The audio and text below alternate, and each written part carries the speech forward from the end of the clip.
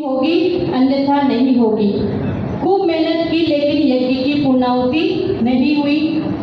सैनिक दौड़ाए गए कि आखिर मेरे राज्य में कौन असंतुष्ट व्यक्ति है, उसको ढूंढ कर लाओ। ढूंढते ढूंढते एक महात्मा जी मिले जंगल में, तो वो युधिष्ठिर से संतुष्ट नहीं थे। बहुत लंबी विस्तार में बात नहीं बता रही हूँ। उनको बुलाने वीर अर्जुन गया, नकुल सहदेव, भीम भी बल से उनको उठा के लाना चाहा, लेकिन भीम को मालूम नहीं था कि जो गुरु होते हैं वो बल शक्ति से नहीं भक्ति से आया करते हैं। उसका प्रयास भी विफल रहा। महलों में खूब चर्चाएं होने लगी। बात पहुँचते पहुँचते रानियों के पास भी पहुँची।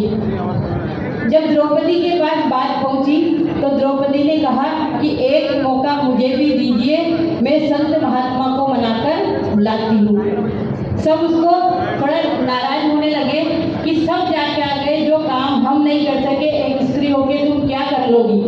पर सबको नहीं मालूम कि जो काम स्त्री कर सकती है वो काम कभी भी पुरुष नहीं कर सकता, क्योंकि तीर्थंकर बालक को जन्म स्त्री ही दे सकती है और स्त्री में ही ये शक्ति है कि सृष्टि के कर्ता को वो जन्म देती है। इसलिए स्त्री को कभी किसी से कम मत आंकना, मत समझना। द्रौपदी ने कहा कि आप सबने सोच लिया कि असफलता तो ही, एक मौका दीजिए। स्त्री हटती, आखिर सबको मानना पड़ा। और द्रौपदी ने कहा कि युधिष्ठिर ने कहा कि ये जाएगी जंगलों में तो एक रथ तैयार करवाया जाए। तो द्रौपदी ने कहा कि मुझे रथ नहीं चाहिए, मैं नंगे पैर पैदल ही संत महात्मा जी के पास जाऊंगी।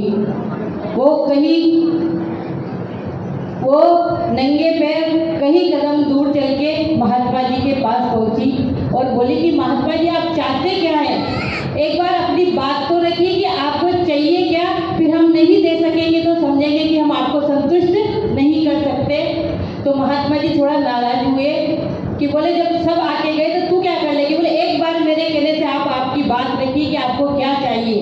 तो महात्मा जी ने जवाब दिया कि 100 यज्ञ करने में जितना पुण्य लगता है उतना पुण्य यदि तुम मुझे दान देती हो तो मैं तुम्हारे साथ चलने के लिए महल में तैयार हूँ। द्रौपदी ने आओ देखा ने ताओ, कुछ सोचा नहीं, कुछ विचारा नहीं और कहा महात्मा जी आपको 100 यज्ञ का पुण्य दान किया। महात्मा जी को भी थोड़ी झुंझलाहट आई, गुस्सा भी हुए कि तुम राजघराने की लड़की, राजघराने की बहू और बातें करती हो बड़ी बड़ी, एक यज्ञ तो पूर्ण हुआ नहीं और बातें करती हो 100 यज्ञ के पुण्य की। तो द्रौपदी ने क्या जवाब दिया सुनना। द्रौपदी ने कहा कि मैंने शास्त्रों में पढ़ा है, गुरुओं के मुख से सुना है कि जो एक कदम चलकर भगवान के दर्शन, गुरुओं के दर्शन करने जाता है उसको एक यज्ञ का पुण्य दान, उसको एक यज्ञ का पुण्य मिलता है। मैं 1000 कदम चल के आपके पास में आई हूँ, 1000 यज्ञों का पुण्य मेरे पल्ले में है। 100 आपको मैंने दान दिया, 900 अभी भी मेरे पास शेष है। माता जी कैसे समझ में नहीं आया। द्रौपदी ने कहा कि मैं एक ऐसे शास्त्रों में सुना है कि जो एक कदम चलकर भगवान के गुरुओं के दर्शन करने जाता है उसको एक यज्ञ करने का पुण्य लगता है। मैं 1000 कदम चल के आपके पास में आई हूँ तो 1000 यज्ञों का पुण्य मेरे पास में है। 100 का आपको दान दिया, 900 का मेरे पास अभी भी शेष है। महात्मा जी इतना सुनते ही उठकर चल दिए और उनके यज्ञ की पूर्णाहुति हुई। ये एक कथा है, सत्य है, मतलब कथा नहीं है। तो जब एक कदम चल के गुरुओं का दर्शन करने का इतना पुण्य है और गुरु आपके यहाँ आ जाए तो उस पुण्य का वर्णन क्या करना। और आपके दीमापुर वालों को तो विशेष पुण्य मिलता है क्योंकि इधर आगे जाने का कोई रास्ता नहीं है। आपको तो 100 किलोमीटर 150 किलोमीटर से गुरुओं को लाना ही पड़ता है और आप विहार करके लाते हो, तो ये दीमापुर वालों का विशेष पुण्य है। हाँ, ये जंक्शन है। तो आज चातुर्मास स्थापना का दिन है, तो चातुर्मास स्थापना का भी सौभाग्य मिलता है किसी किसी को, आपको नहीं हमको भी, क्योंकि यदि हमने महाव्रत और रत्न धारण नहीं किया होता तो हम चातुर्मास कैसे करते। जब चातुर्मास करने का हमारा सौभाग्य है तो फिर आपके सौभाग्य की तो बात ही क्या करना, करवाने वाले का तो विशेष महान सौभाग्य है। और आज रतनवती बहुत सारी बात बोल रही थी पर समय पे वहाँ रतनवती माता जी का दीक्षा दिवस है, तो 2 मिनट उनके लिए भी। रतनवती माता जी ने भी क्या बोला, तेरे भरोसे मेरी गाड़ी, तू जाने तेरो काम जाने। एक तो ये भजन गाने के लिए होता है, गा लेते, बहुत लोग गा लेंगे, बहुत को आता होगा, फिर लेकिन जो रतनवती माता जी ने गाया है उनके जीवन में ये हकीकत में है, उन्होंने इस व्यक्ति को चरितार्थ किया है, सही में वो माता जी को अपना जीवन अर्पण कर दिए हैं। माता जी ने कहा आपको यहाँ उठना है तो उठ जाते हैं, यहाँ बैठना है तो बैठ जाते हैं। उदाहरण छोटा सा एक बता देती हूँ, क्योंकि पहले जब दीक्षा से पहले इनके त्याग था, सोमवार को हरी नमक क्या करो 6 दिन का जो छोड़ते हैं, तो उनको त्याग था। तो माता जी ने खाली इनको कहा नहीं कि आपको करना है, माता जी ने इनको एक ही बात कहा कि ज्ञानवती और सुभाषवती माता जी कहते हैं कि जो रोज का रस छोड़ने की परंपरा है, रविवार को नमक और मंगलवार को मीठा आदि आदि, तो जो छोड़ने की परंपरा ये श्वेतांबर परंपरा है, दिगंबर परंपरा में ऐसा कहीं वर्णन नहीं आता। माता जी का इतना संकेत ये समझ गए और दूसरे दिन रविवार का को इन्होंने आहार में नमक लिया, तो ये होता है गुरु के प्रति समर्पण कि एक संकेत को ही ये समझ जाए। और जब से संघ में आए हैं, मैं तो माता जी का भार बढ़ाने वाली हूँ, क्योंकि मैं कुछ नहीं करती हूँ, मैं दिन का काम बढ़ाती हूँ, मैं बीमार हो जाए इनको बिठा के रखती हूँ, पास में उठने नहीं देती हूँ। पर रतनवती माता जी जब से संघ में आए, इन्होंने कार्यभार संभाला है, माता जी का बोझ हल्का किया है, चाहे पीछे पढ़ाना हो, बनाना हो, चाहे पढ़ाना हो, चाहे सेवा करना हो, जो कितनी सारी समाधियाँ करवा दी माता जी ने, तो सबकी समाधि की सेवा यही करते हैं, रात भर जगते हैं, चाहे लेटरिन बाथरूम कुछ भी करवाना हो तो रतनवती माता जी ही करते हैं। तो रतनवती माता जी का बहुत सारा कहने का बहुत कुछ है। तो आज आपका दीक्षा दिवस है, तो आपके प्रति हमारा तो यही प्रतिबंधानी है कि गुरु के प्रति ऐसा समर्पण भाव जिसका होता है उसकी निश्चित रूप से समाधि भी अच्छी होती है और वो परंपरा से मुक्ति को भी प्राप्त करता है। चातुर्मास में 2 दृष्टिकोण, एक श्रमण की तरफ से देखा जाए, साधु की तरफ से, एक श्रावकों की तरफ से।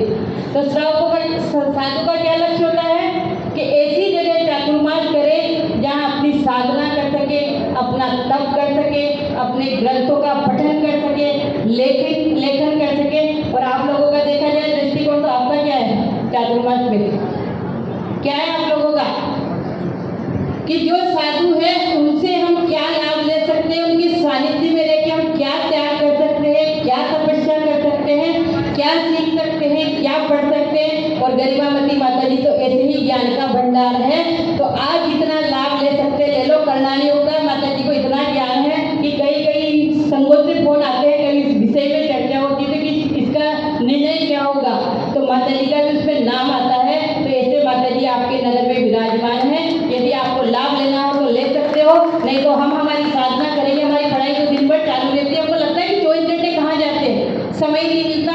और रही माता जी के स्वभाव की बात, तो माता जी मतलब क्या कहते हैं, गुस्सा आता है ऐसा नहीं है, ये दिखाते हैं, क्योंकि कड़क वही बोल सकता है जिसके अंदर में मन में पाप नहीं हो। जिसके मन में पाप हो मीठी बोली बोलेगा, और जिसके अंदर बिल्कुल साफ है वही कड़क बोली बोलता है। ये इनको लाग लपेट राग वाली भाषा इनको नहीं आती है, उनका प्यार भी होगा तो ऐसा ही करेंगे, वो डांट के ही प्यार करेंगे। तो इनकी भाषा को ऐसा मत समझना है कि जान करके परीक्षा करते हैं आप लोगों की कि कौन भक्त बनने लायक है, कौन बनने लायक है, इनको परवाह भी नहीं किसी की है। सबको याद करते हैं, जो एक बार इनके पास आ गया है ना, तो उसको अपने जीवन की चिंता करने की जरूरत उसको नहीं है, सारी चिंता इनको ही है। तो इसलिए इनके स्वभाव से जो घबरा गया वो गया, और जो इनके स्वभाव को समझ लिया, पास आ गया, वो फिर गया। ऐसे कई सारी आपने दीक्षा में देखे होंगे कितने लोग आए थे, सब इनसे प्रभावित होके ही आए थे। तो इसलिए डरना मत, इनसे डराते हैं जान करके आपको की पहचान सब्जी बेचने वाले को नहीं होती है। तो इसलिए समझ लेना, इनको नहीं पहचाना तो वो कुछ भी नहीं पहचाना। और माता जी लब्धिसार ग्रंथ है, तो लब्धिसार ग्रंथ ऐसा ग्रंथ है कि जिसको बड़े बड़े पंडित भी हाथ लगाने से भी डरते हैं। उसकी टीका पहले बार की माता जी कर चुके हैं और दूसरे की चालू है। हो सकता है कि आपके दीमापुर में ही उसका विमोचन हो जाए, पर आप समय दोगे तब, आप नहीं पढ़ने होगे तो हमारा काम जल्दी हो जाएगा। हाँ नहीं, तो आप देना, मतलब मैं ये नहीं कह रही हूँ नहीं आना। माता जी तो रात को 2 बजे कभी भी उठ के लिख लेते हैं, हमको भी नहीं पता लगता है कि कब उठ के लिखते हैं, हम तो सोए रहते हैं और ये लिख लेते हैं, अपना कर लेंगे। आपको जिस समय भी अनुकूल तो आप ज़्यादा से ज़्यादा माता जी का लाभ लें। जब सुपाठपति माता जी पे तो एक बार चर्चा चल रही थी ऐसे बहुत सारी, तो माता जी क्या बोलते, सुपाठपति माता जी बुंदेलखंड में इसको भेजना चाहिए कि इतने डंके की चोट पर इतनी निडर होकर बोलती है, किसी से डरती नहीं है, ऐसे साधुओं की आज हमको बहुत जरूरत है। और ज्ञानमती माता जी कहती है हमारे संग की शेरनी है, शेरनी।